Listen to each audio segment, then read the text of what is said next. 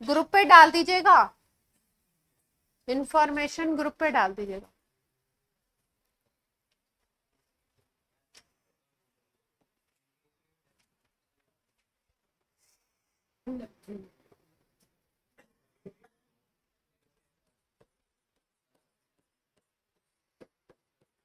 अब आवाज नहीं आनी चाहिए मेरे अलावा किसी की भी, कोई अलाउड नहीं है। अगर लगातार आएगी मैं बाहर करूंगी। फिजिकल प्रॉपर्टीज में हम लोगों ने करा था मेल्टिंग पॉइंट, जिसमें हमने देखी थी सिमेट्री। ठीक है, अब हम लोग थोड़ा सा बात करते हैं बॉइलिंग पॉइंट के कुछ एग्जांपल्स की। बॉइलिंग पॉइंट पे बात करते हैं।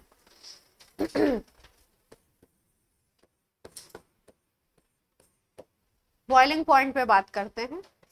जैसे मान लीजिए एक प्रोसेस होता है, उसको बोलते हैं हम लोग चिलेशन।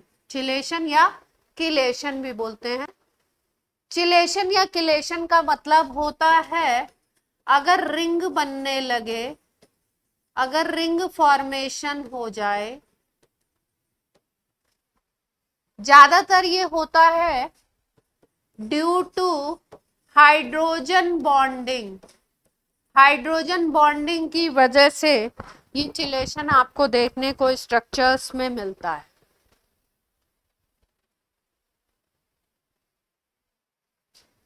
जैसे एग्जांपल्स इसके देखते हैं हम लोग। चिलेशन के अगर एग्जांपल्स आप देखो तो एक एग्जांपल है ऑर्थो नाइट्रोफिनॉल। ऑर्थो नाइट्रोफिनॉल, इसके स्ट्रक्चर में अगर देखिए आप तो आपका OH ग्रुप यहां पे है, NO2,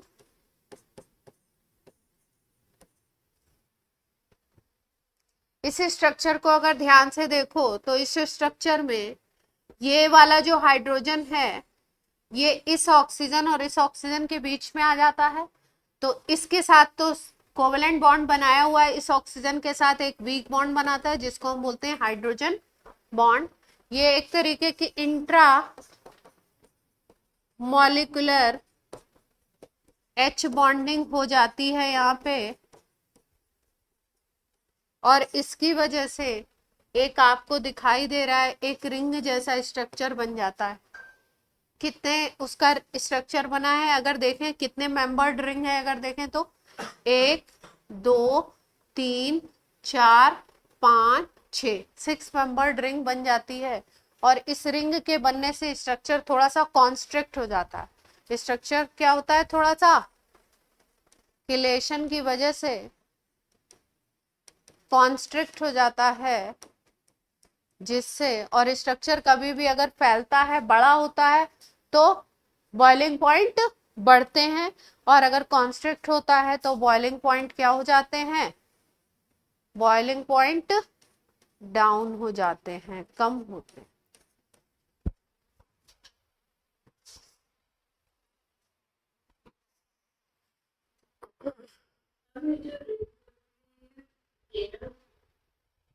रिंग होती है ये, नाइट्रोजन पे देखिए कैसा है वो, नाइट्रोजन पे कैसा हाइब्रिडाइजेशन होगा,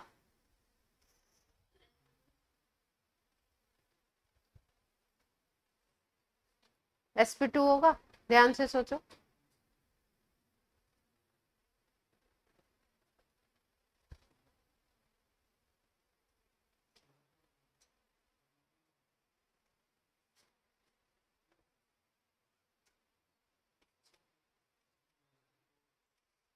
नाइट्रोजन पे sp2 या sp3, 2 क्यों बोल रहे हैं, नाइट्रोजन 3 बॉन्ड बना रहा है। 3 कहां से दिख रहे हैं आपको,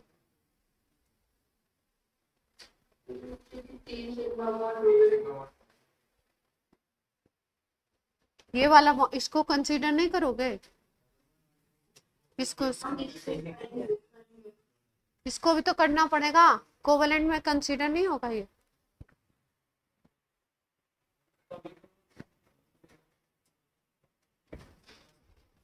एक ये वाला बॉन्ड, दो ये वाले, और एक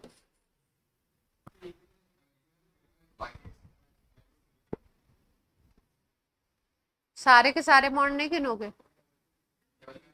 अच्छा, 3 सिग्मा के हिसाब से कह रहे हो कि sp2 होना चाहिए। तो ये नाइट्रोजन तो sp2 है ना, प्लेनर स्ट्रक्चर है। उधर ऑक्सीजन अगर देखो, उधर से OH को अगर देख लो, तो O पे कैसा हाइब्रिडाइजेशन है, ये वाले O पे, इस O पे कैसा हाइब्रिडाइजेशन है, sp3 होना चाहिए, है ना।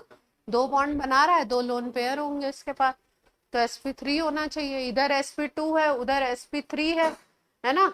और ये हाइड्रोजन भी सिंगल बॉन्ड से जुड़ा हुआ है, एक सिग्मा बॉन्ड है इसके पास।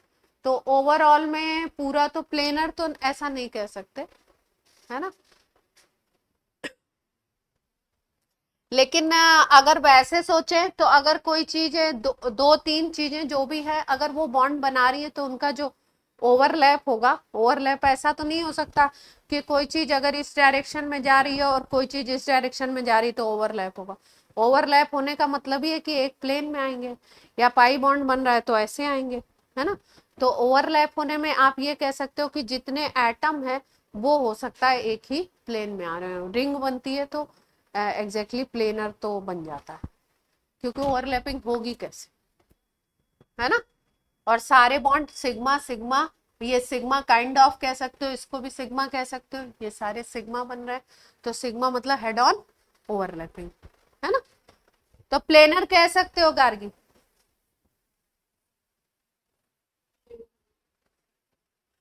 ऑर्थो, ऑर्थो नहीं, सैलिसल्डिहाइड। लास्ट क्लास में सैलिसिलिक एसिड का स्ट्रक्चर पढ़ा था हम लोगों ने। अगर हम एग्जांपल लें सैलिसल्डिहाइड का, तो देखो यहाँ पे होगा OH और यहाँ पे होगा CHO, OH एंड CHO। तो यहाँ पे भी कुछ इसी टाइप की सिचुएशन हमको देखने को मिलती है। इस ऑक्सीजन और इस H के बीच में क्या बन जाएगा, हाइड्रोजन बॉन्ड। तो चिलेशन यहाँ भी देखने को मिलेगा। बेंजोइक एसिड में भी मिल सकता है, ऑर्थो हाइड्रोक्सी बेंजोइक एसिड पढ़ चुके हैं। सैलिसिलिक एसिड इसी को तो कह रहे थे ना अपन, किसके बीच में कराएंगे, ये वाला नहीं, ये इससे ले लेंगे, है ना। अब हाइड्रोजन बॉन्डिंग बनाने में दिक्कत आएगी, इसको यहाँ पे तो।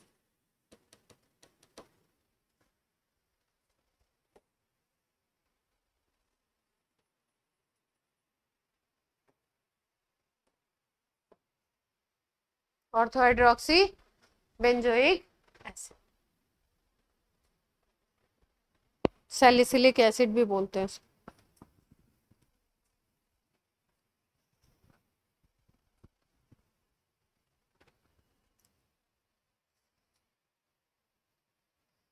तो आप कह सकते हो ओवरऑल में कि अगर ऑर्थो आइसोमर ले रहे हैं ऑफ फिनॉल, तो आपको दिख सकता है क्या, फिनोमिनन दिख सकता है, चिलेशन दिख सकता है।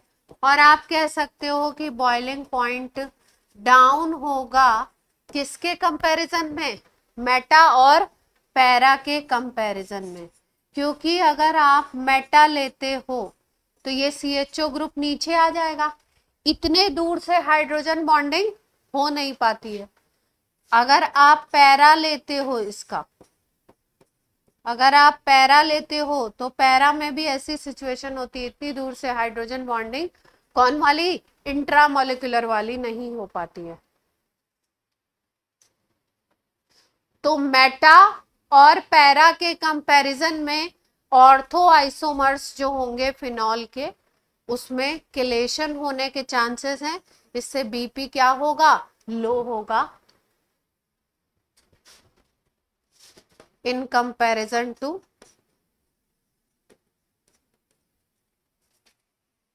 Para and meta isomer. Para and meta isomer के कंपैरिजन में आप देखेंगे कि किलेशन होने की वजह से यहाँ पे क्या बढ़ जाए, कम हो जाएगा boiling point.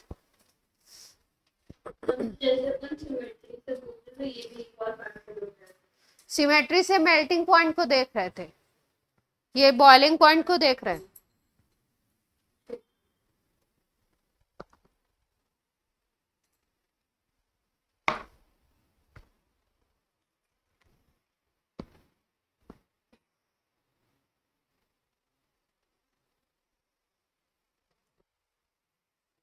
Oil of winter green, oil of winter green, अगला एग्जांपल लिखिए।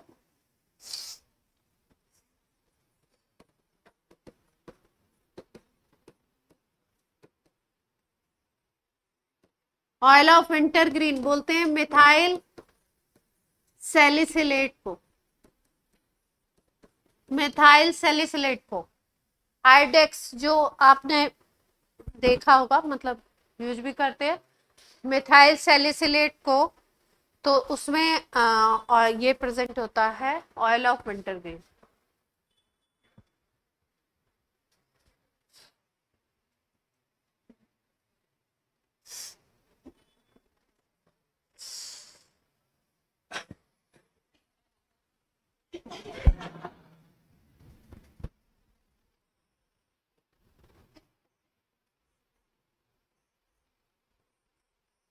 मिथाइल सैलिसिलेट का स्ट्रक्चर क्या होना चाहिए, क्या सोचते हो?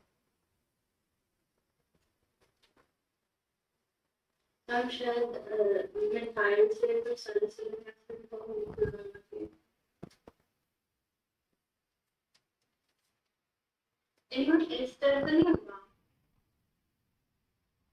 सैलिसिलेट है मतलब क्या हो सकता है, एस्टर हो सकता है ना, एस्टर है।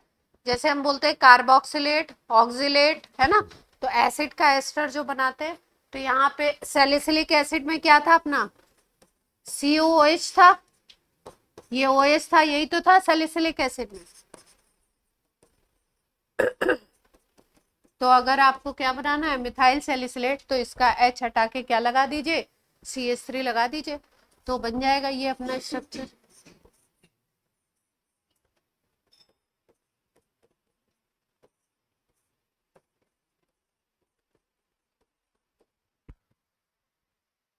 मिथाइल सैलिसिलेट बन गया, ठीक है। इस मिथाइल सैलिसिलेट में हम लोग देखते हैं कि यहाँ पे C डबल बॉन्ड O और इधर OCH3 होता है, तो ये वाला जो डबल बॉन्ड वाला O है ये बना लेता है रिंग। ये क्या बना लेता है, चिलेशन के थ्रू रिंग।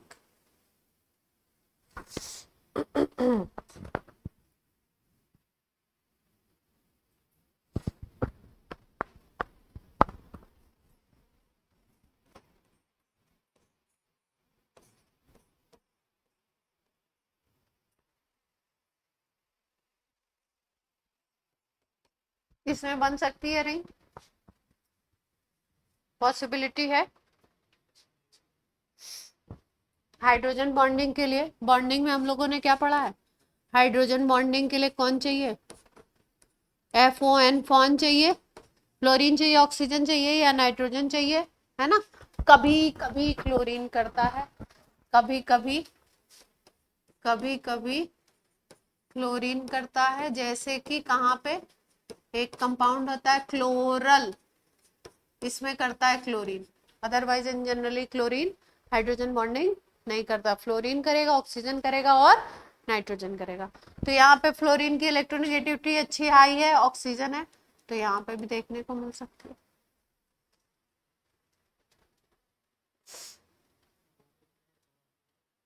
नाम क्या होगा कंपाउंड का, H बॉन्ड के बाद लिखा है fawn, fluorine, oxygen, nitrogen.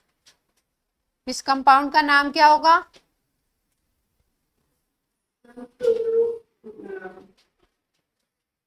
Chloro,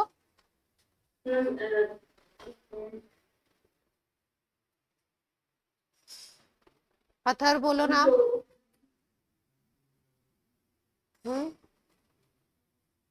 2 फ्लोरो फिनॉल भी बोल सकते हैं, या आप कह सकते हो ऑर्थो हाइड्रोक्सी फ्लोरोबेंजीन भी कह सकते हो, है ना, दोनों बोल सकते हैं।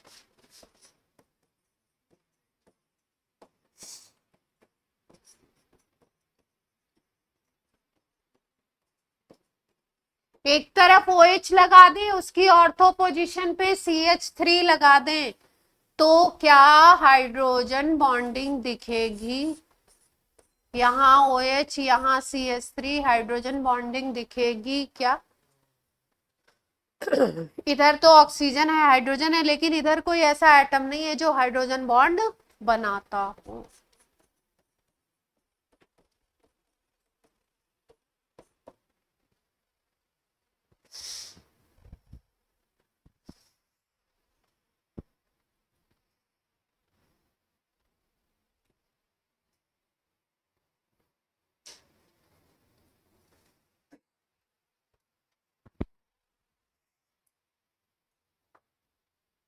तो ऐसे क्रॉस बना लो, no hydrogen bonding, no chelation. यहाँ पे OH है, यहाँ पे आयोडीन है। इलेक्ट्रोनिगेटिविटी तो होती है आयोडीन में, लेकिन साइज बहुत बड़ा होता है। आयोडीन का साइज क्या होता है? बहुत बड़ा होगा। तो इसकी वजह से क्या होता है, कोई भी बॉन्ड बनने के लिए साइज भी कंपैरेटिव होना चाहिए ओवरलैपिंग के लिए। तो यहाँ पे भी नहीं होगा।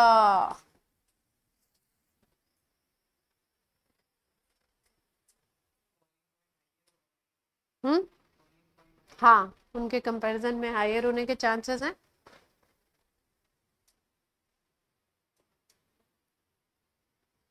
फैक्टर जो काम कर रहा है, फैक्टर के हिसाब से अगर देखें तो कॉमन चीज तो ये OH OH है। यहाँ पे जैसे, वहां पे जैसे COO CH3 था तो बन गई, हो गई हाइड्रोजन बॉन्डिंग। यहाँ पे CH3 है तो नहीं हुई, तो वहां कॉन्स्ट्रिक्शन हुआ, यहाँ पे नहीं है ऐसी चीज। तो आपको क्या मिल सकता है? बॉइलिंग पॉइंट हाइयर होंगे इनके, उनके क्या होंगे? एक और केस लिख लो इसका।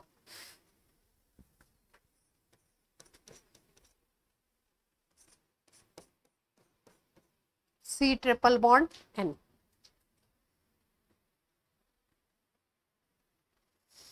यहाँ पे अगर देखो तो हमको सिचुएशन तो दिख रही है कि हमको दिखाई दे रहा है कि नाइट्रोजन है और ऑक्सीजन है, इसके बीच में ही हाइड्रोजन फंस सकता है ना। इस H को अगर इधर लिखें तो बन सकता है ना। पॉसिबिलिटी एटम वाइज तो है, लेकिन इसका स्ट्रक्चर जो है लीनियर जाता है। इसका स्ट्रक्चर इस कार्बन इधर इस तरफ आएगा ही नहीं, इसका स्ट्रक्चर कुछ इस तरीके से होगा, क्योंकि हाइब्रिडाइजेशन कैसा हो गया? sp। तो ये कैसा बनता है? लीनियर। और जब इस तरीके से लीनियरिटी मिलेगी आपको, तो आपका यहाँ पे H bond, nitrogen hydrogen oxygen दिखते हुए भी हाइड्रोजन बॉन्डिंग इस तरीके की नहीं हो पाएगी। कुछ शुरू में केसेस करे जहां पे हुआ था, और ये 2-3 केसेस ऐसे हम लोग याद रखेंगे जहां पे किलेशन पॉसिबल नहीं है।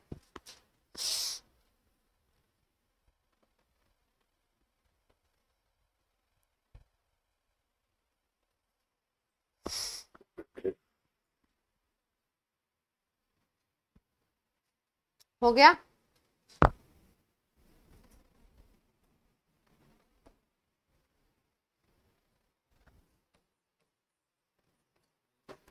कंपेयर कर रहे हैं विद टॉलुइन।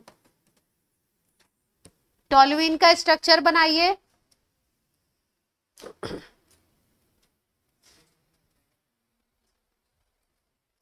टॉलुइन का स्ट्रक्चर बनाइए।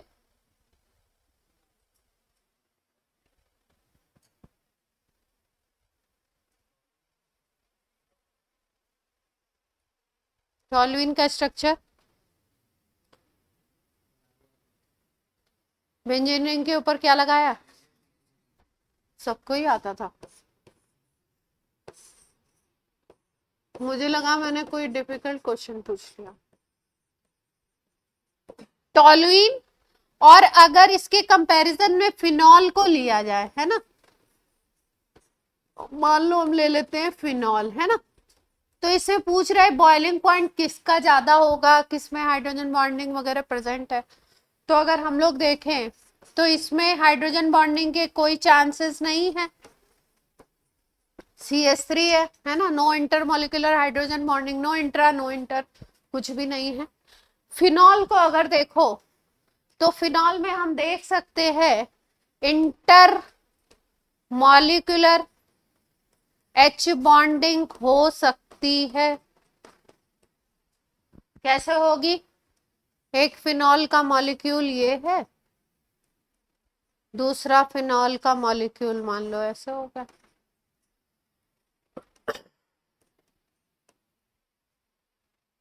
तो ये वाला हाइड्रोजन इसके और इसके बीच में फंस गया, तो हो जाएगी बॉन्डिंग।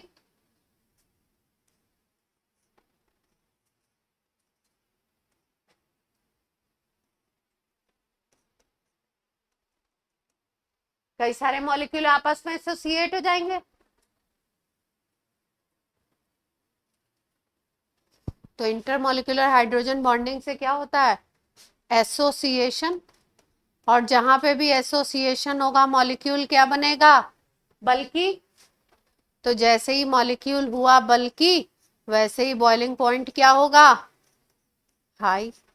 तो टॉल्यूइन के कंपैरिजन में बॉइलिंग पॉइंट क्या हो जाएगा? हाई हो जाएगा।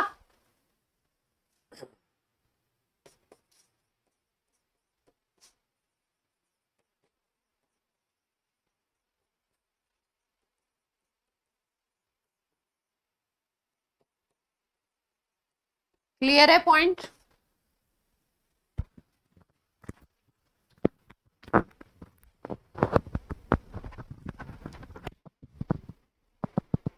ये पॉइंट क्लियर है बच्चों?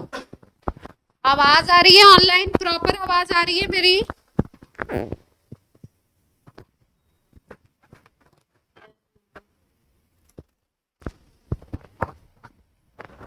वीडियो में नहीं आ रही है इसमें आवाज मेरी। सर कह रहे सारे टीचर्स की आवाज आ रही है, मेरी आवाज नहीं आ रही है। मैं तो अपने हिसाब से जोर से ही बोल रही हूँ। क्या चक्कर है? माइक कहाँ लगाया जाए?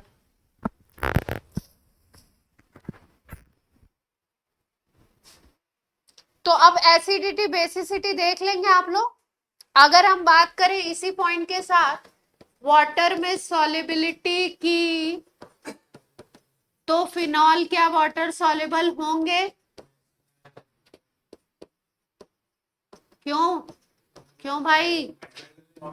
ये पानी अगर इनके बीच में आ गया तो वो भी हाइड्रोजन बॉन्ड से जुड़ जाएगा, H बॉन्ड बना लेंगे साथ में, और जहां पे भी बॉन्डिंग हो जाती है वहां पे एसोसिएशन हो जाता है। एसोसिएशन A और B के बीच में अगर बॉन्डिंग हो गई तो A और B के बीच में एसोसिएशन हो गया, तो इसका मतलब A B में और B A में सॉल्युबल है। यहाँ पे A B कौन है? फिनॉल और वाटर। अगर दोनों के बीच में हाइड्रोजन बॉन्डिंग हो जा रही है, इसका मतलब वाटर में सॉल्युबिलिटी होगी फिनॉल की। चलिए अगले पॉइंट पे आ जाते हैं। बॉइलिंग पॉइंट की हमने बात कर ली, फिर हमने बात कर ली किसकी? मेल्टिंग पॉइंट की भी बात कर ली।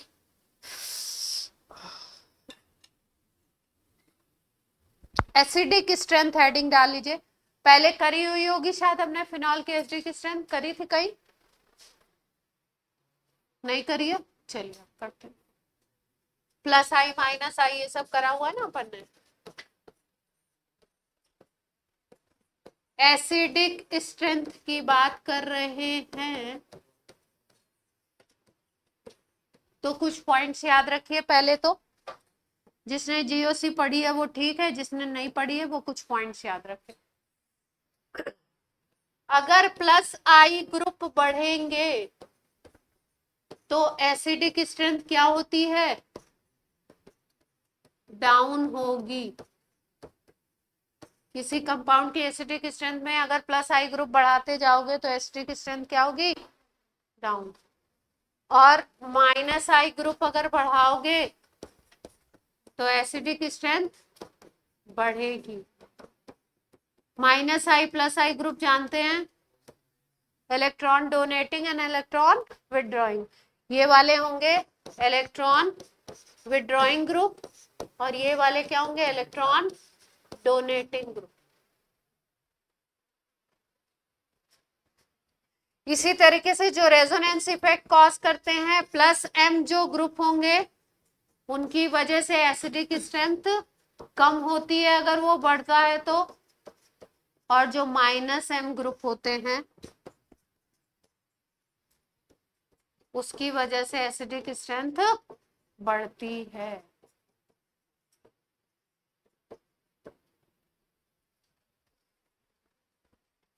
प्लस एम वो होंगे जो क्या देंगे, रिंग की तरफ इलेक्ट्रॉन को भेजेंगे। माइनस एम वो होंगे जो रिंग से इलेक्ट्रॉन को बाहर की तरफ खींचेंगे, रिंग पर इलेक्ट्रॉन डेंसिटी को कम करेंगे, मीसोमेरिक इफेक्ट वाले।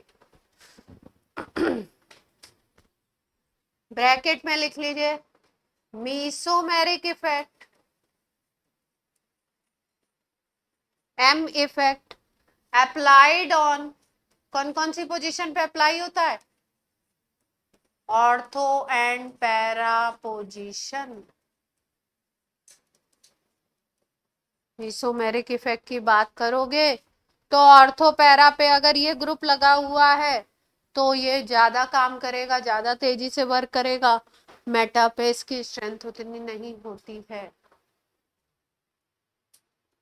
क्योंकि जब हम रेजोनेटिंग स्ट्रक्चर बनाते हैं तो हम लोग देखते हैं कि जो ऊपर ग्रुप लगा हुआ है रिंग के ऊपर, जो इलेक्ट्रॉन भेज रहा है या इलेक्ट्रॉन खींच रहा है, उसकी वजह से पॉजिटिव या नेगेटिव चार्ज, जो खींचेगा उसकी वजह से रिंग पे पॉजिटिव चार्ज आएगा, वो ऑर्थो और पैरा पोजीशन पे ही डेवलप होता है, मेटा पोजीशन पे डेवलप नहीं होता। यानी प्लस एम और माइनस एम ग्रुप की जो स्ट्रेंथ है वो हम लोग किस पोजीशन पे देखेंगे, ऑर्थो या पैरा पोजीशन पे। अगर वो ग्रुप मेटा पे है तो ऑर्थो और पैरा के कंपैरिजन में कम वर्क करेगा, है ना, उसकी एक्टिविटी कम होगी। अब एग्जांपल ले लो,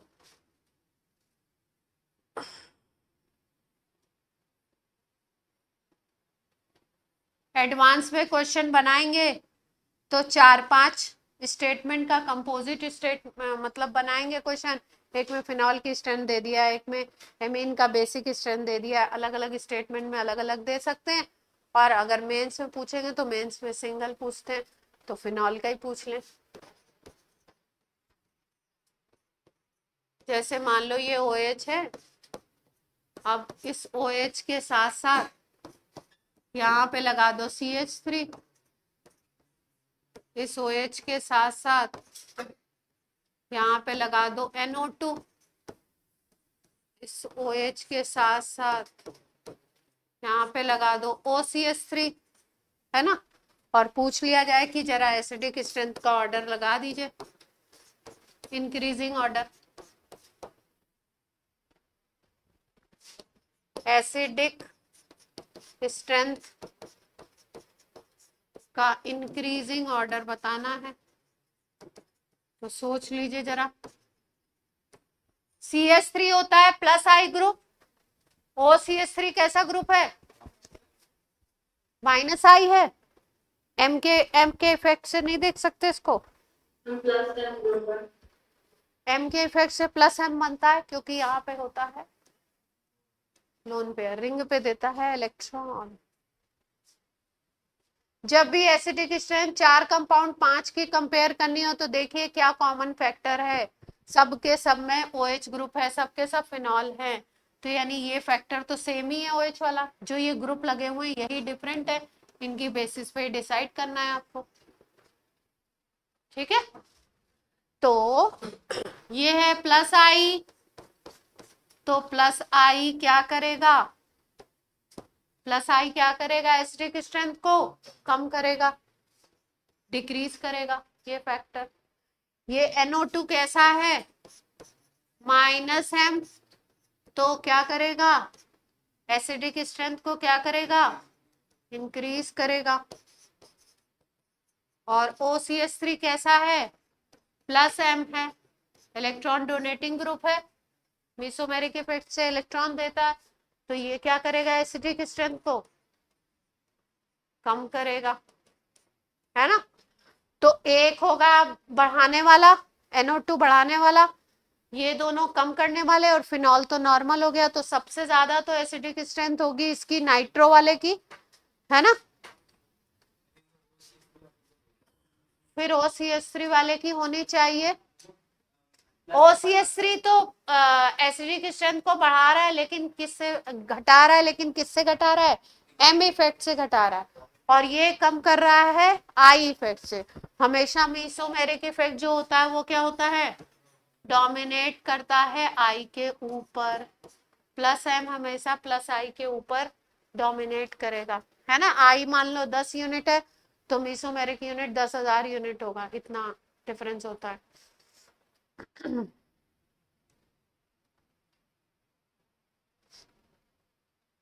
तो क्या बन सकता है, क्या सोचते हो?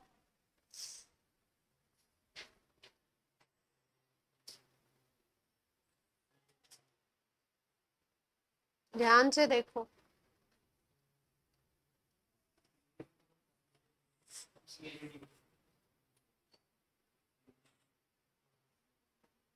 NO2 ने NO2 ज्यादा कम करेगा,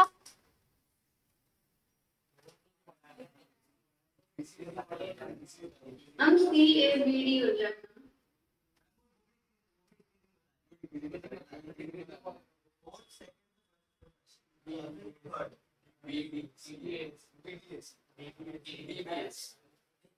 सबसे कम किसका है, D का, क्योंकि प्लस M से घटा रहा है ना। Yes.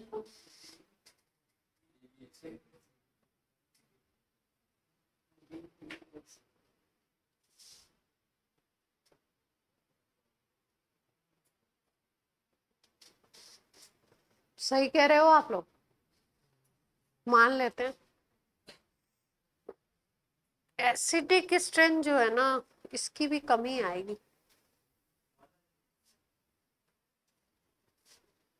ये क्या करता है, ट्रैप कर लेता है ना।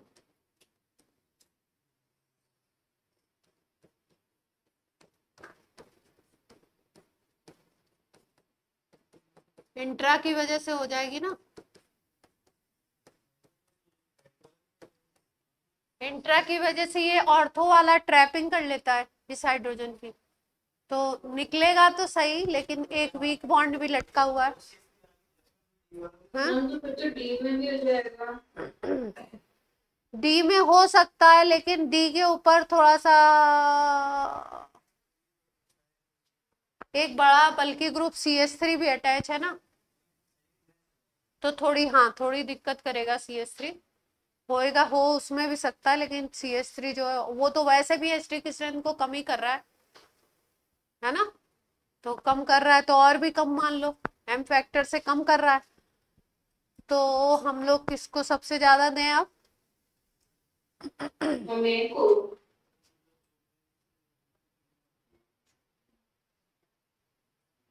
ऑर्थो की तो डी सबसे कम, फिर उसके बाद हो गया आपका बी ले लीजिए, है ना, और फिर उसके बाद आप लीजिए सी, और फिर ले लीजिए ए।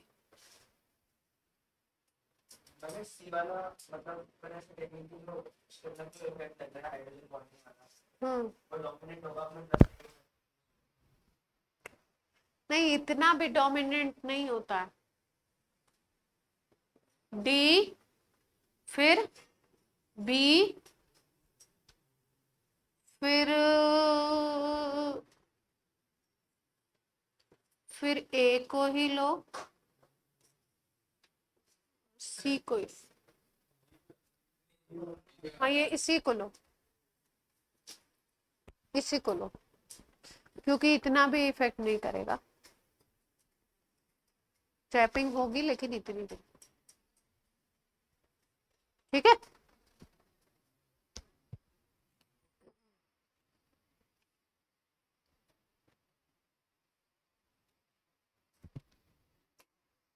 तो और एग्जाम्पल कराने की जरूरत है? एक दो में तो अपने को डेटा भी चाहिए होते हैं, पीके के डेटा नहीं होते ना। लेकिन आपको डेटा कहाँ से मिलेगा? आपको तो रट्टा ही लगाना पड़ेगा, फिर गड़बड़ हो जाएगी।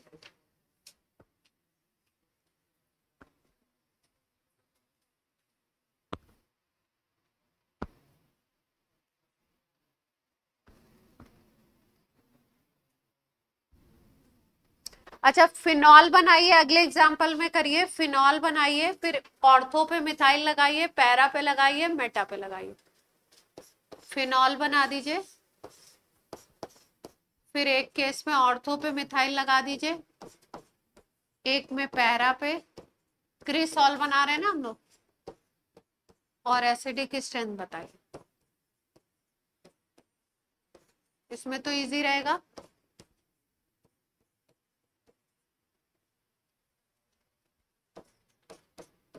प्लस एक ही ग्रुप लगा हुआ है ना? एक ही ग्रुप अटैच है, CH3। एक बार ऑर्थो पे, एक बार पैरा पे, एक बार मेटा पे।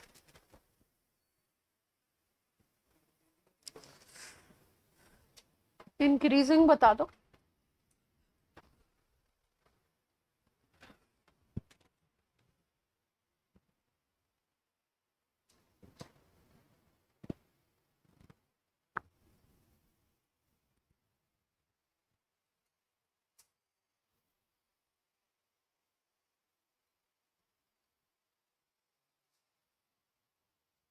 हम DCBA होना चाहिए।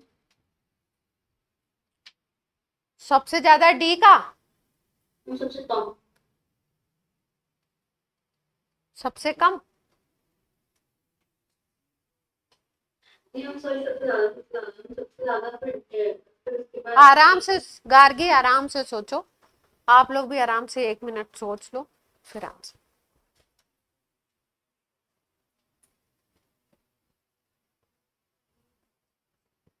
CH3 कौन सा ग्रुप है? प्लस आई। प्लस आई क्या करेगा एसिडिक स्ट्रेंथ को? पीयू कह रही है ADCB, डिक्रीजिंग ऑर्डर में, मतलब ए का सबसे ज्यादा कह रही हैं आप। फिर हाँ, फिर डी की, फिर सी की, फिर बी की। yes, और लोग बताएं, जो पीयू कह रही वही। BCDA।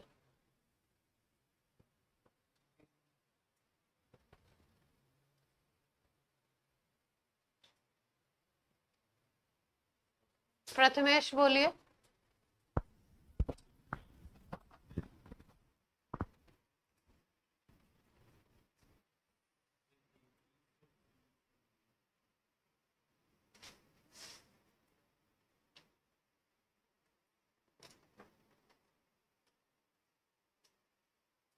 मेधांश बोलेंगे आप। इंक्रीजिंग।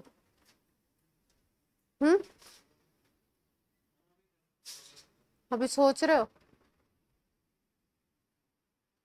और कौन कौन है ऑनलाइन में? बादल बोलिए। Yes ma'am. बोलिए, एसिडिक स्ट्रेंथ इंक्रीजिंग ऑर्डर। वही जो अभी बोला था। अपना बोलो, वही जो नहीं है नहीं, अपना बोलो। ऐसा थोड़ी किसी ने खाना खा लिया आपके पेट में चला जाएगा। अपना बोलिए जल्दी से।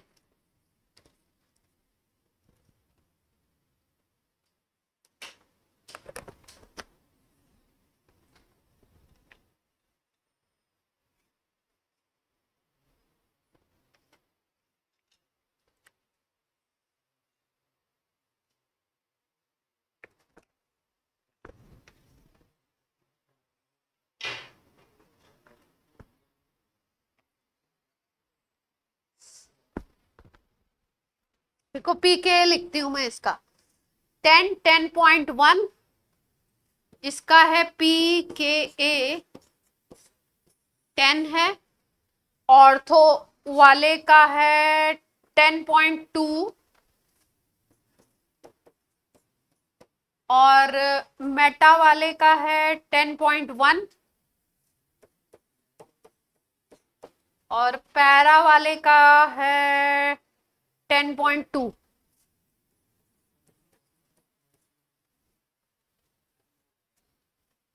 है ना? आपको पता है पी के ए जो होता है वो के इनवर्सली प्रोपोर्शनल होता है और के जो होता है वो directly proportional to acidic strength. तो जिसका पी के ए बड़ा उसकी एसिडिक स्ट्रेंथ कम, जिसका पी के ए बड़ा उसकी एसिडिक स्ट्रेंथ कम, और जिसका पी के ए छोटा उसकी एसिडिक स्ट्रेंथ ज्यादा। तो कौन सबसे ज्यादा दिखाई दे रहा है? ए सबसे ज्यादा दिखाई दे रहा है। फिर उसके बाद फिर कौन सा है? सी आ जाएगा। फिर बी और डी क्या है? अप्रॉक्स बराबर ही है।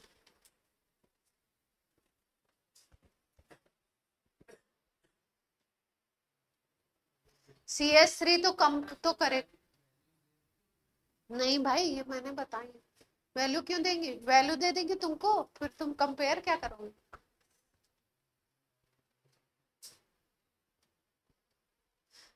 इसका मतलब ये है कि इस केस में CH3 कम तो कर ही रहा है एसिडिक स्ट्रेंथ को, लेकिन सबसे ज्यादा कम एसिडिक स्ट्रेंथ किस पे हो रही है? आपकी ऑर्थो और पैरा पे हो रही है। मेटा वाली जो पोजीशन है उस पे एसिडिक स्ट्रेंथ उतनी कम नहीं हो रही है। मेटा वाली पोजीशन पे एसिडिक स्ट्रेंथ उतनी कम नहीं हो रही। ठीक है?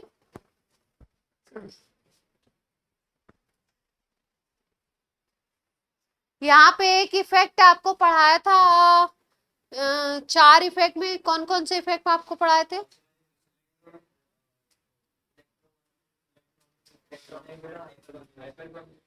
एक हाइपर कंजुगेशन पढ़ा था आपने, एक आपने पढ़ा था इलेक्ट्रोमेरिक पढ़ा था, एक आपने पढ़ा था ये वाला इंडक्टिव पढ़ा था, एक मीसोमेरिक पढ़ा था, है ना?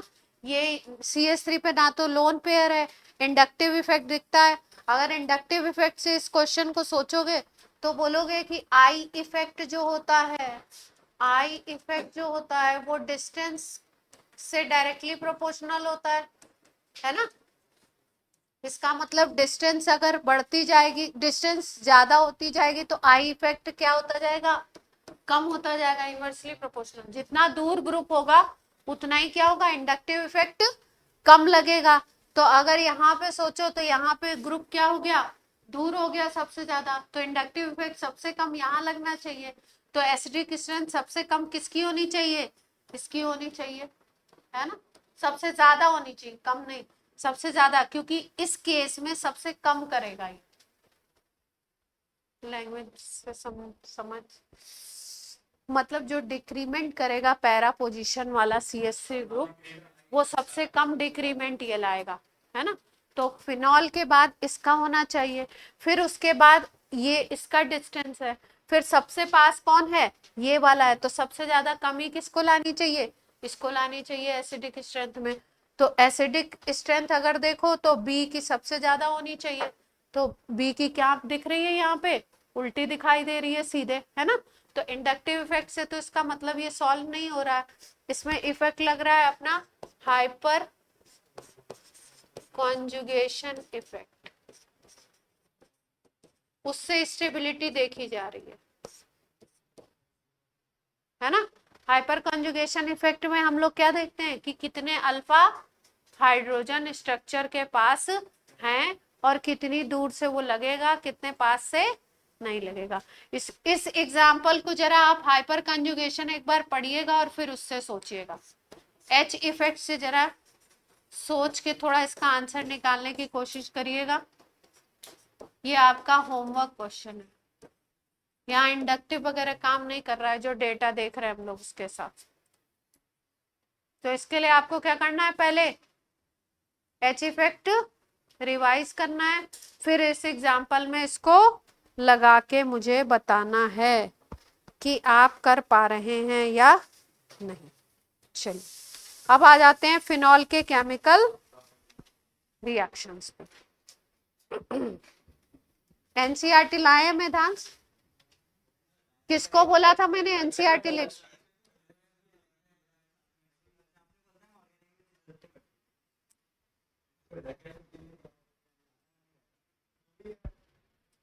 चलो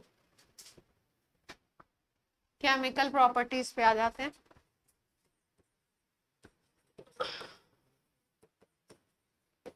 PYQ की बुक उठाएंगे, फिनॉल की एसिडिक स्ट्रेंथ के क्वेश्चंस जीओसी में होंगे, सबकी प्रैक्टिस करेंगे। जो क्वेश्चन नहीं समझ में आएगा उसको पूछेंगे कि इसमें कौन सा इफेक्ट लग रहा है, क्या किस वजह से किसकी एसिडिक स्ट्रेंथ क्या हो रही है, ठीक है।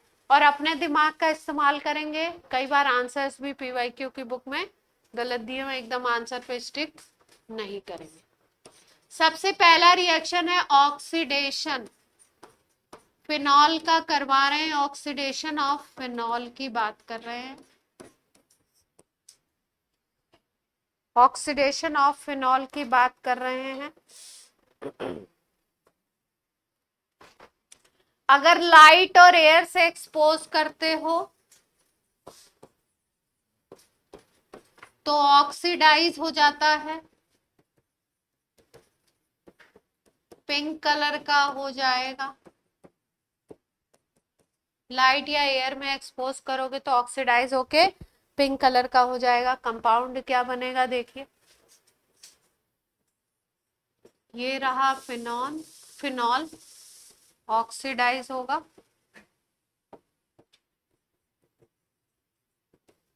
तो क्या बना लेगा, दोनों जगह डबल बॉन्ड O आ जाएगा।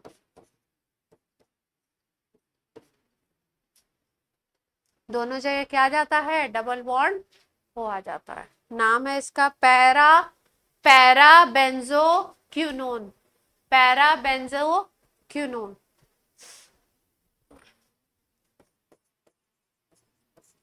पैराबेंजोक्विनोन बन जाता है, पैराबेंजोक्विनोन।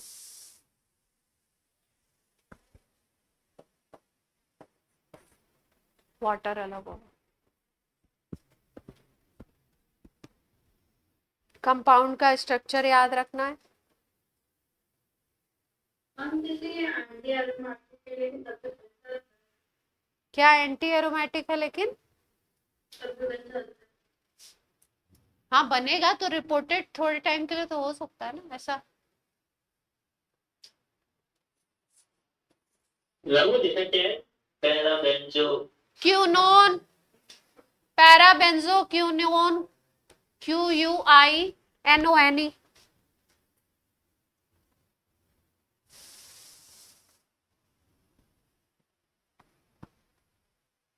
ऑक्सीडेशन अगर कराना है तो इसका ऑक्सीडेशन K2Cr2O7 अच्छा ऑक्सीडाइजिंग एजेंट है, इससे भी करा सकते हैं। या एक कंपाउंड होता है CrO2Cl2, क्रोमाइल क्लोराइड बोलते हैं इसको, इससे भी हो जाता है ऑक्सीडेशन।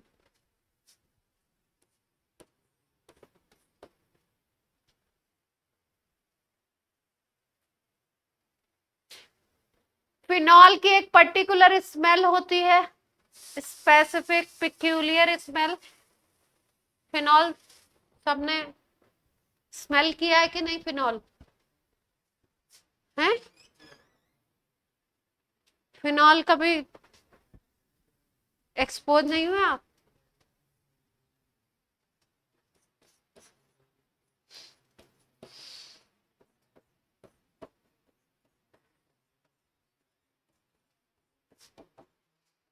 भैया थोड़ा जो चीजें अपने आसपास हैं उनसे थोड़ा एक्सपोज होने की कोशिश किया कीजिए।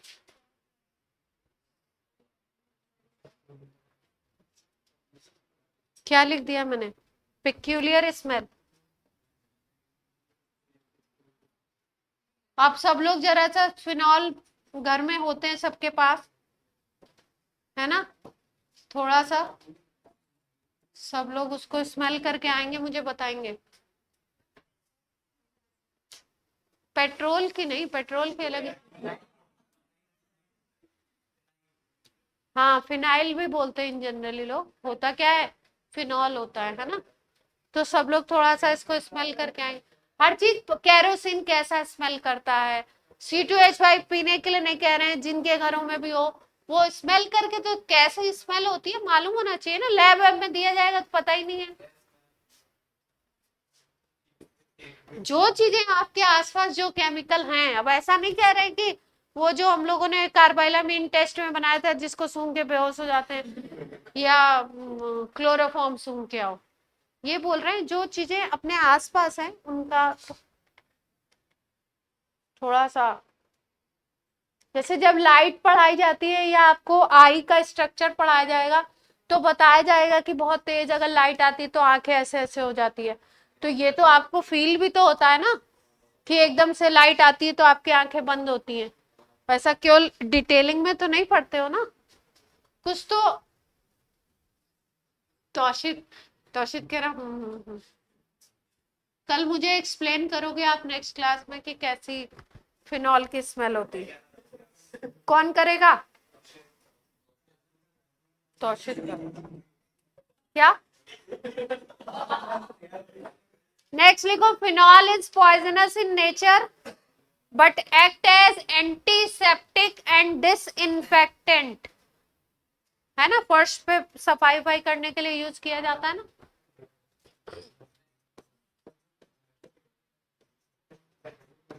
पॉइजनस होता है ना। कई छोटे बच्चे कई बार कांड कर लेते, पी भी लेते। Poisonous in nature but act as antiseptic. कैसे काम करेगा? डिसइंफेक्ट।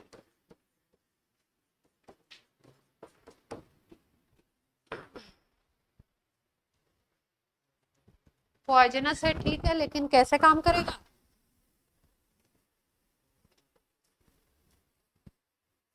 एसिडिटी दे रखी है, एसिडिटी तो हम लोग पढ़ चुके हैं। चलो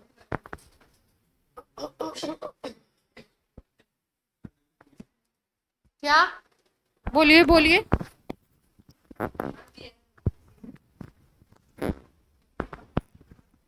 क्या बोल रहे हो अनवी, बोलो।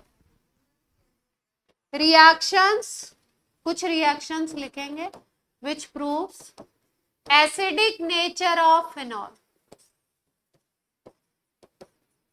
कोई आपसे बोला जाए कोई रिएक्शन बताओ जो बताए कि एसिडिक नेचर होता है फिनॉल में, तो बेस से रिएक्शन करा दे, है ना। सोडियम से करा दो, सोडियम हाइड्रोक्साइड से करा दो। अगर सॉल्ट बना लेता है तो आप बोलोगे कि क्या है अथर, क्या बात है अथर? कोई दिक्कत है तो बोलिए मेरे से।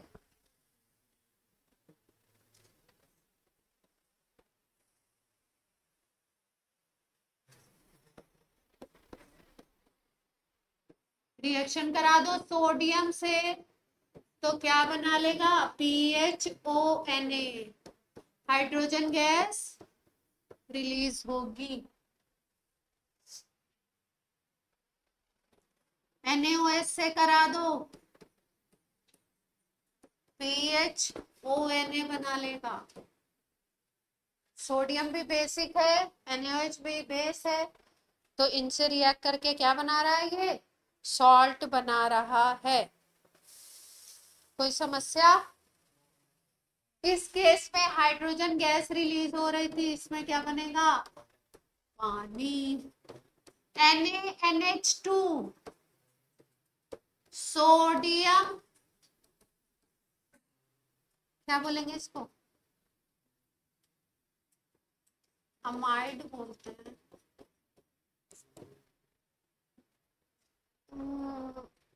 ये जो है आपका बनाएगा, ये बनाएगा यही सेम कंपाउंड PHONA, और यहाँ पे अमोनिया निकलेगा साइड प्रोडक्ट। NaNH2 भी बेसिक नेचर का होता है। सोडामाइड है ना? हाँ, सोडामाइड भी कह सकते हैं, सोडियम एमाइड फुल फॉर्म बोल दिया मैंने स्ट्रेच करके, सोडामाइड।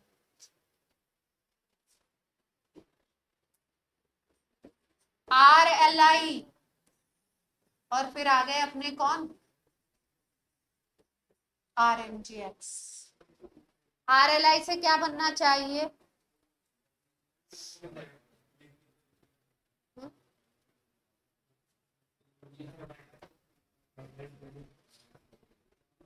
ईथर। लिथियम की कोई भी रिएक्शन हो, लिथियम का कंपाउंड याद है, लिथियम हाइड्राइड, वही चिपका देंगे आंसर में, है मिधांश, ऐसे करेंगे।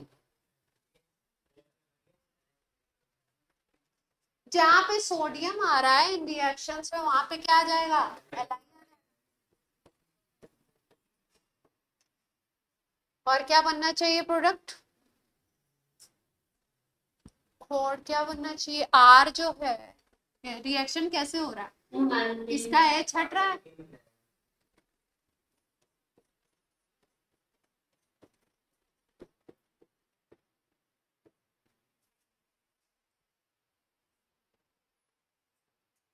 RMGX में क्या सोचते हो, PHOMGX बनेगा, PHOMGX, और यहाँ पे बन जाएगा RH।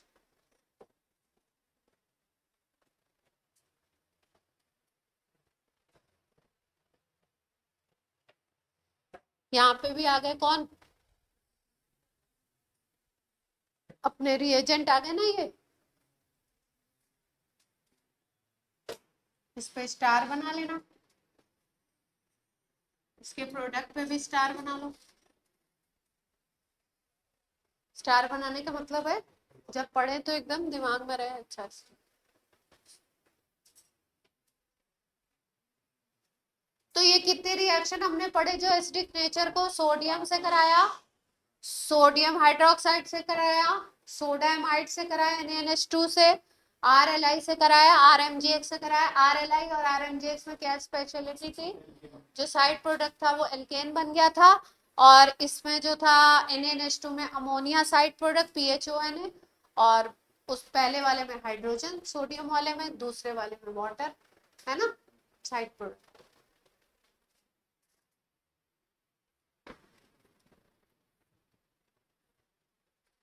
तो एसिडिक नेचर आपने प्रूव कर दिया। अब लिटमस पे क्या इफेक्ट होना चाहिए, क्या सोचते हो आप, ब्लू वाला रेड हो जाएगा।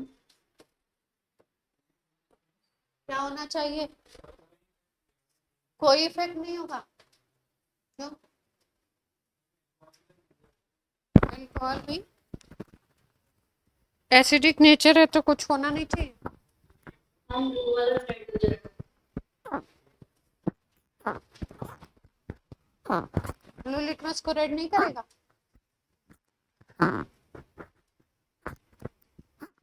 ऐसे क्यों देख रहे हो, अच्छा आप ऐसे इसलिए देख रहे हैं मुझे क्योंकि आप तो पहली बार पढ़ रहे हो ना।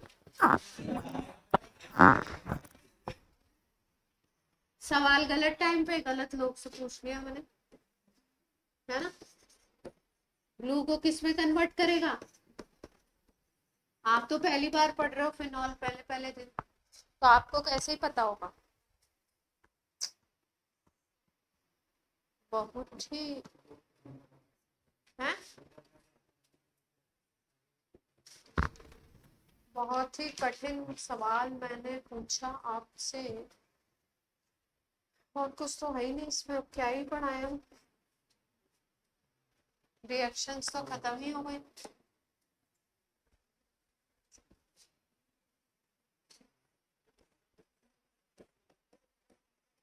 इलेक्ट्रोफिलिक सब्स्टिट्यूशन रिएक्शन ऑफ, ये तो आएगी ना, कोई भी एरोमेटिक कंपाउंड है तो इलेक्ट्रोफिलिक सब्स्टिट्यूशन तो आनी है आनी है।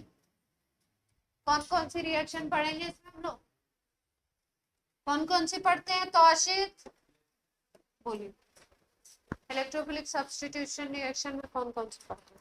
एरोमेटिक जो सब्स्टिट्यूशन होता है उसमें कौन सी पढ़ते हैं?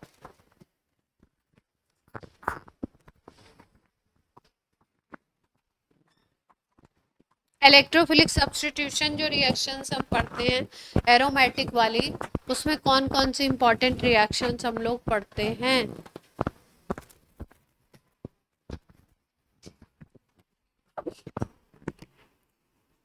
रिकॉर्डिंग आज ऑन हुई थी? चलिए जल्दी से बताइए। एरोमेटिक इलेक्ट्रोफिलिक सब्स्टिट्यूशन जो पढ़ते हो उसमें कौन कौन से रिएक्शंस पढ़ते हैं प्राइम? जीओसी बहुत ज्यादा पढ़ रहे हो तुम लोग। फ्रीडल-क्राफ्ट एल्काइलेशन, फ्रीडल-क्राफ्ट एसाइलेशन और हेलोजिनेशन, सल्फोनेशन, नाइट्रेशन, ये तो प्राइम इलेक्ट्रोफिलिक सब्स्टिट्यूशन है ना। 5 इनकी मैकेनिज्म, इनका मतलब जो भी एबीसीडी मैंने बताया आपको जीओसी में, ये याद होना चाहिए बिल्कुल। जितने एरोमेटिक कंपाउंड हम पढ़ेंगे हर चैप्टर में, उसमें सब में ये रिएक्शन आएगा। ठीक है, कौन कौन से? विराज बोलिए। हेलोजिनेशन, नाइट्रेशन, सल्फोनेशन और फ्रीडल-क्राफ्ट के 2 हो गए। फ्रीडल-क्राफ्ट एल्काइलेशन, फ्रीडल-क्राफ्ट एसाइलेशन, है ना। ऐसे करेंगे आप लोग, गड़बड़ हो जाएगी फिर। हेलोजिनेशन, दूसरा क्या था? सल्फोनेशन, तीसरा हो गया नाइट्रेशन, चौथा हो गया फ्रीडल-क्राफ्ट एल्काइलेशन और 5वां हो गया फ्रीडल-क्राफ्ट एसाइलेशन। ये तो सब में आएगा। अभी आया भी था क्लोरोबेंजीन में, इतनी जल्दी भूल गए आप?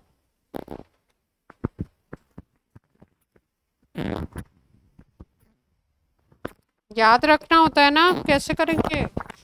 गड़बड़ कर रहे हैं इससे। जीओसी ना भूलें। हेलोजिनेशन में क्या आता है? इलेक्ट्रोफाइल होता है X+, सल्फोनेशन में SO3, नाइट्रेशन में NO2+, इलेक्ट्रोफाइल। फ्रीडल-क्राफ्ट एल्काइलेशन में R+, फ्रीडल-क्राफ्ट एसाइलेशन में RCO+, ये होते हैं आपके इलेक्ट्रोफाइल। शॉर्ट में बता रही हूँ, है ना, याद रखने के लिए आपको। कौन से इलेक्ट्रोफाइल बनेंगे इसमें, कौन सा ग्रुप जुड़ने वाला है बेंजीन रिंग के हाइड्रोजन को हटा करके, है ना। रिएजेंट क्या हो गए? हेलोजिनेशन में कोई भी हेलोजन ले लो। सल्फोनेशन में क्या लेते हैं हम लोग? H2SO4, वो भी कौन सा?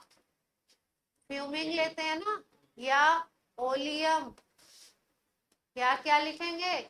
H2SO4 प्लस SO3 रिएजेंट है ये सब याद होने चाहिए। मेन से मैचिंग टाइप क्वेश्चन भी आ सकता है, किसका रिएजेंट क्या है, किसका इलेक्ट्रोफाइल क्या है, मैच करो। NO2 प्लस, इसमें क्या बनता है? Concentrated HNO3 plus concentrated H2SO4, nitrating mixture बोलते हैं इसको। इसमें क्या लेंगे? RX ले लो, एल्काइल हैलाइड ले लिया, है ना। और इसका वो करा दिया आपने किससे? हाँ, क्या लेते हैं उसको? लुईस एसिड की प्रेजेंस में, जैसे एनहाइड्रस AlCl3, ZnCl2, ये सब ले लेते हैं।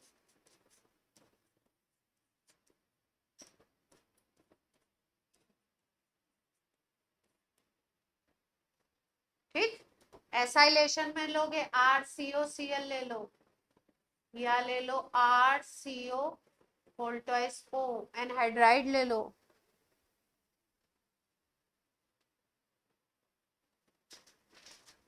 और इसके साथ साथ दोनों के साथ लुईस एसिड लेंगे।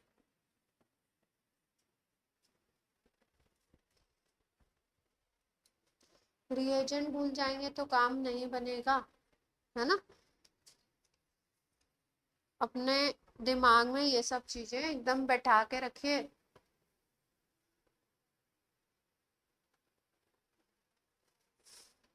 जीओसी है, हाइड्रोकार्बन में ही पढ़ा दिया जाता है। ये हाइड्रोकार्बन में जब बेंजीन पढ़ाते हैं उस समय ये सारे रिएक्शन और इनके मैकेनिज्म पढ़ा देते हैं।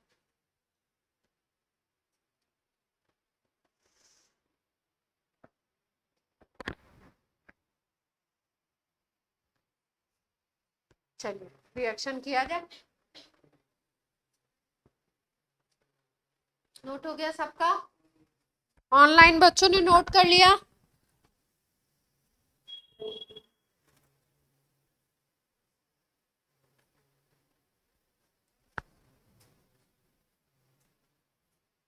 ये रिएजेंट वगैरह सब याद करो।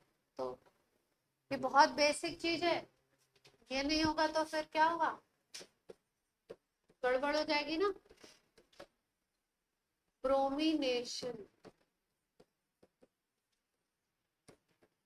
फिनॉल को ले लिया आपने, Br2 की रिएक्शन कराते हैं कार्बन डाइसल्फाइड की प्रेजेंस में। CO2 को बोलते हैं कार्बन डाइऑक्साइड और CH2 को बोलते हैं कार्बन डाइसल्फाइड। जब इसकी प्रेजेंस में कराते हैं तो ऑर्थो और पैरा प्रोडक्ट बनते हैं। ऑर्थो और कैसे प्रोडक्ट बनते हैं? ऑर्थो ब्रोमोफिनॉल और पैरा ब्रोमोफिनॉल।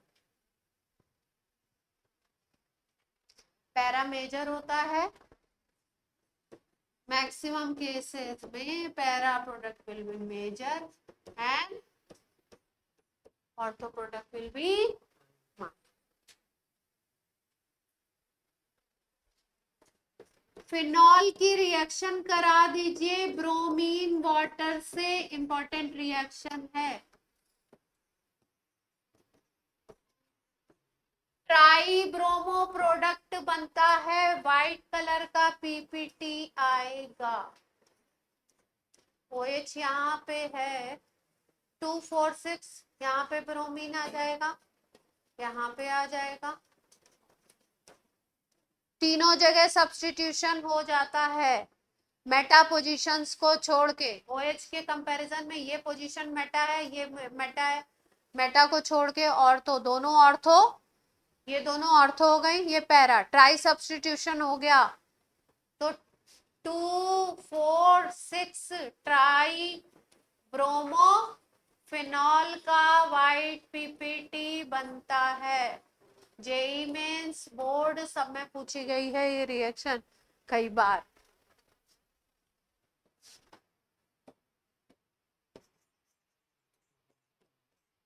है ना, कंपैरेटिव भी पूछ लेते हैं कि CH2 की प्रेजेंस में क्या होगा, ऐसे करके दे देंगे। बीच में फिनॉल बना दिया, है ना, इस तरफ लगा दिया CH2, इस तरफ लगा दिया Br2 वाटर, A B बना देंगे और A B के लिए ऑप्शंस आपको, तो दोनों एक साथ याद रखेंगे। Br2 वाटर लगाते हो तो try substitution 246 try bromophenol white PPT, और अगर आप Br2 वाटर नहीं है, CH2 मीडियम है ब्रोमीन का, तो फिर उसमें क्या बन जाता है आपका, एक तो ऑर्थो प्रोडक्ट और एक पैरा। ऑर्थो और पैरा पे ब्रोमीन लगा दीजिए। टाइम बताइए।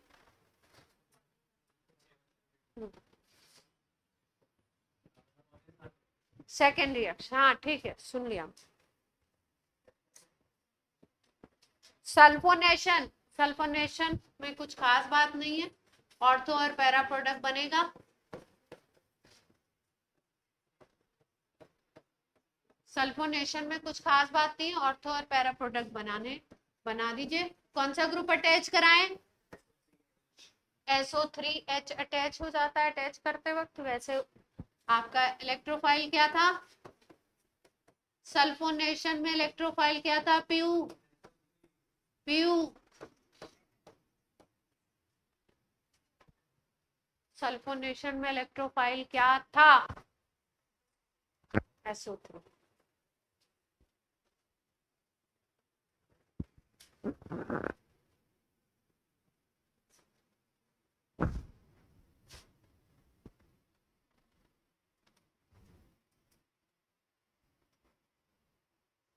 नेक्स्ट डालिए हेडिंग नाइट्रेशन।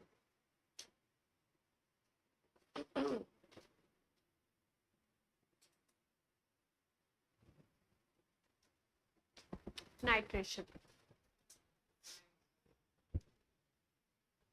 नाइट्रेशन इंपॉर्टेंट है, ब्रोमिनेशन इंपॉर्टेंट है इसका, नाइट्रेशन इंपॉर्टेंट। हाँ बोलो गार्गी बोलो। मुझे OH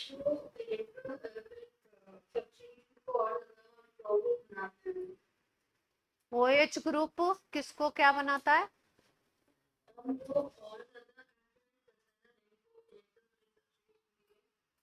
हाँ, OH ग्रुप एक्टिवेटिंग ग्रुप है।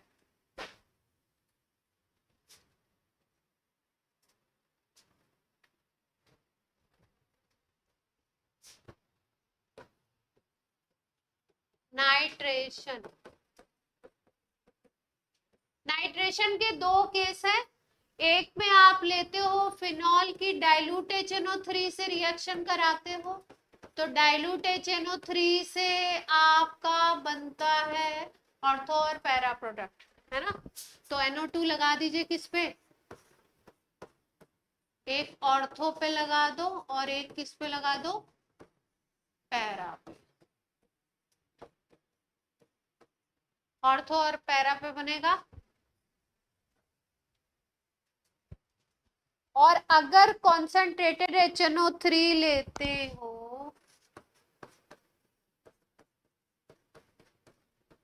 तो ट्राई नाइट्रेशन होता है और बनता है पिक्रिक एसिड। ट्राई नाइट्रेशन हो जाएगा और क्या बन जाएगा आपका? Picric acid.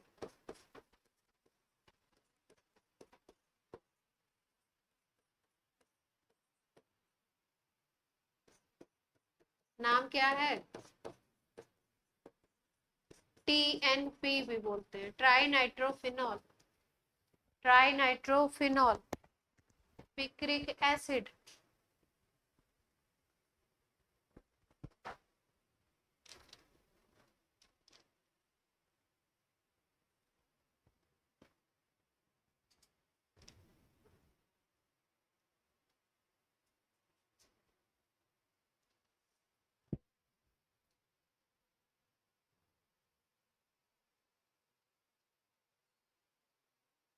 ठीक है।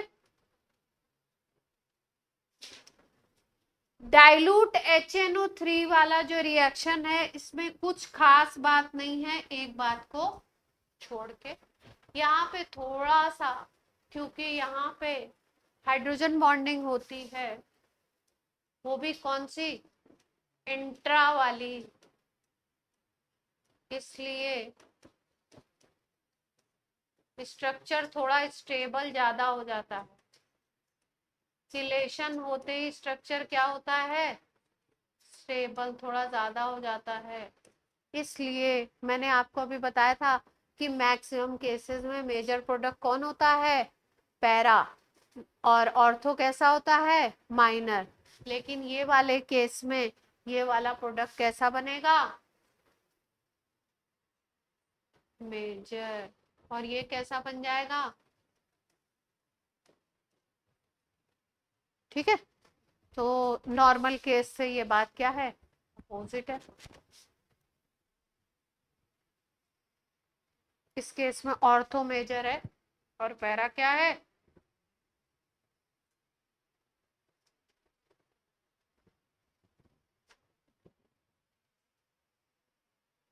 कोई समस्या? ये वाला रिएक्शन इंपॉर्टेंट है, पिक्रिक एसिड।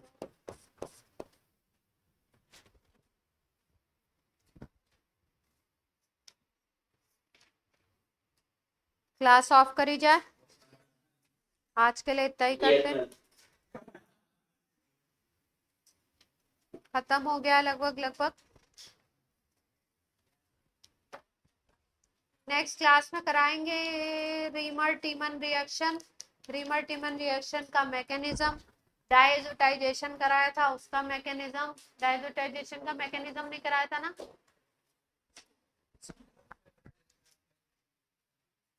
वो तो कराऊंगी हम टेस्ट भी होगा अपनी क्लास। थर्सडे को ना,